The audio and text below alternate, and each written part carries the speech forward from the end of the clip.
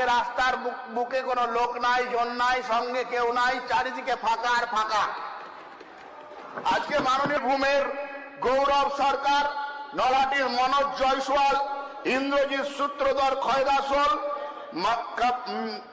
বলছেন যে তার পুত্রের বিচার চাই। এখনো যারা হত্যাকারী তারা রাজপথে রাস্তায় ঘুরে বেড়াচ্ছে। তাই মাননীয় যদি তারা পেতে পারে 12 জন 15 জন, তাহলে এই যে 300 জন মানুষ যারা এই সরকারকে আনার জন্য লড়াই করলো, তাদের পরিবার কেন পাবে না? যে আজকে ঐতিহাসিক 21শে জুলাই, মাননীয় স্পিকার স্যার, এই ঐতিহাসিক 21শে জুলাই সরকারি ক্ষমতাকে অপব্যবহার করে নাচা খানা পিনা গানা অনেক হলো, আর আজকে রাস্তার বুকে কোনো লোক নাই, জন নাই, সঙ্গে কেউ নাই, চারিদিকে ফাঁকা আর ফাঁকা। আজকে মাননীয় স্পিকার স্যার, যে 21শে জুলাইকে কেন্দ্র করে তৃণমূল কংগ্রেস রাজনীতি করলো, সে 21শে জুলাই কিছু মানুষের মৃত্যুকে নিয়ে রাজনীতি করলো। প্রত্যেকটা মৃত্যুই অত্যন্ত বেদনাদায়ক। তৃণমূল কংগ্রেস কিছু লোকের জীবনকে কেন্দ্র করে রাজনীতি করেছে, সরকারে এসেছে। সরকারে আসার পরে তৃণমূল কংগ্রেস একই ধরনের কাজ করেছে, মানুষকে তাদের গণতান্ত্রিক অধিকার হনন করেছে, অত্যাচার করেছে এবং একই কায়দায় মানুষের কণ্ঠরোধ করেছে। যারা সরকারের বিরুদ্ধাচরণ করেছে তাদের হত্যা করেছে।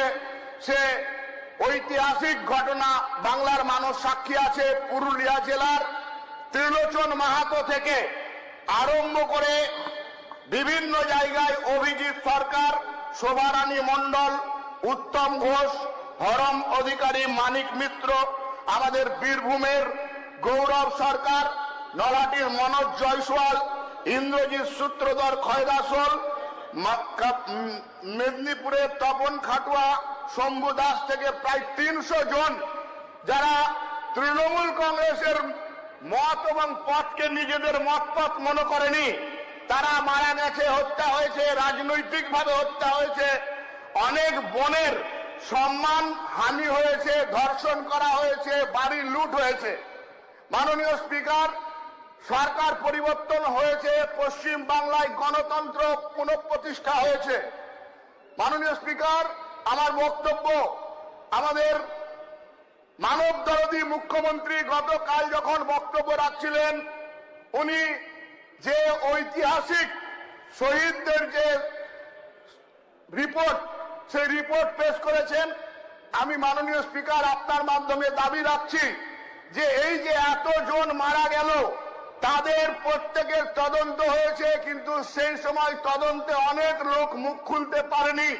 তৃণমূল এবং পুলিশের অত্যাচারে অনেক মানুষ ইচ্ছা থাকলেও সাক্ষী দিতে পারেনি, মুখ খুলতে পারেনি।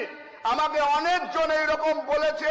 বিশেষ করে আজকেও আমাদের নলহাটির মনোজ জয়সওয়ালের পিতা আমাকে ফোন করে বলছেন যে তার পুত্রের বিচার চাই। এখনো যারা হত্যাকারী তারা রাজপথে রাস্তায় ঘুরে বেড়াচ্ছে। তাই মাননীয় স্পিকার, আপনার মাধ্যমে আমি একজন হাইকোর্টের প্রাক্তন বিচারপতিকে কেন্দ্র করে একটা কমিটি গঠনের দাবি জানাচ্ছি। এবং মাননীয় স্পিকার, আমি দাবি জানাচ্ছি, আবার যারা বিচারকে কিংবা তদন্তকে ঠিক হয়নি বলে মনে করছেন, তাদের এফআইআর করার অধিকার এবং তাদের তদন্ত করার আবেদন করার অধিকার আপনি দিন এবং একটা তদন্ত হোক, আবার নতুন ভাবে একটা তদন্ত হোক, যারা ঘুরে বেড়াচ্ছে তাদের বিচার হোক।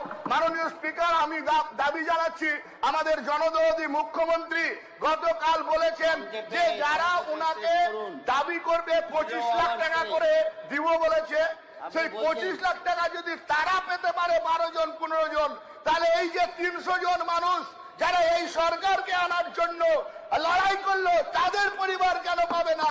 যে বোনেরা অত্যাচারিত হলো, যাদের বাড়ি লুট হলো, তাদের কেন ব্যবস্থা হবে না? আপনার দৃষ্টি আকর্ষণ করলাম। ধন্যবাদ আমাকে বলতে দেওয়ার জন্য মাননীয় স্পিকার স্যার।